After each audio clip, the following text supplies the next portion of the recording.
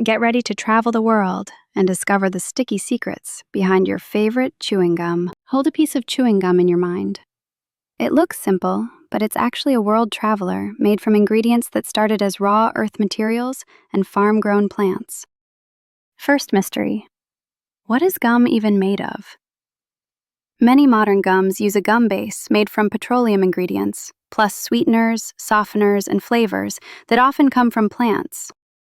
Let's start with the gum base. For a lot of gum, it begins as crude oil deep underground, the same kind of starting point used for many plastics and synthetic rubbers. Getting that oil takes huge drills, heavy trucks, and lots of planning.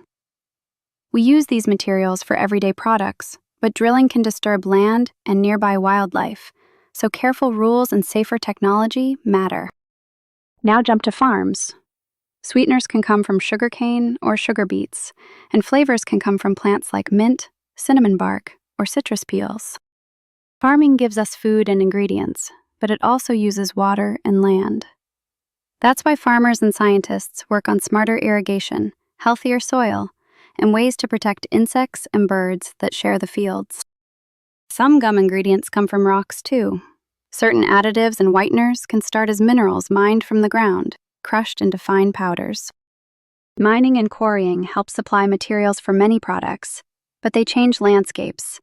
That's why responsible sites plan repairs, like reshaping land and replanting habitats when the digging is done. Now the global puzzle begins. Oil might be pumped in one place, plant flavors grown in another, and minerals mined somewhere else. Then they all travel by truck, train, and giant ships to meet at a factory. Picture the factory as a giant kitchen with superpowers. The gum base gets warmed and mixed until it turns stretchy, like a tough dough that never quite dries out. Then, machines add sweeteners, softeners, and flavors in careful amounts. It's like a recipe where tiny changes can make gum feel too hard, too sticky, or not minty enough. Next comes shaping. The warm gum is rolled into long sheets, pressed, and cut into perfect pieces.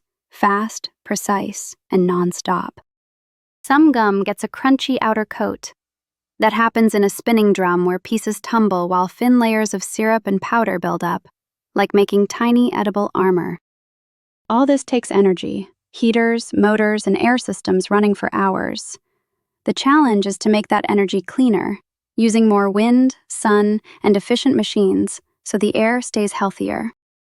Now packaging joins the story. Wrappers and packs often use paper from trees and thin plastic films from petroleum, designed to keep gum fresh and easy to carry. Trees can be renewable when forests are managed wisely, but cutting trees still affects habitats.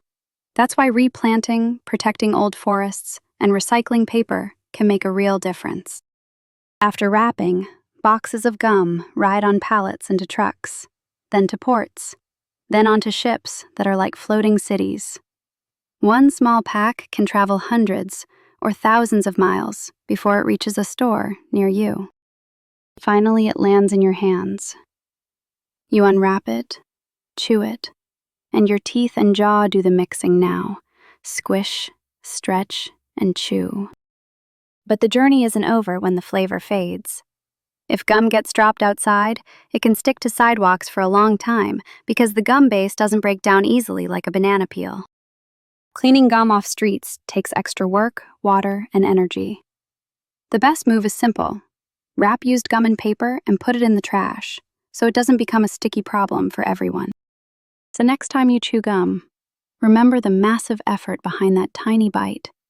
Deep earth materials, farms, factories, and global travel.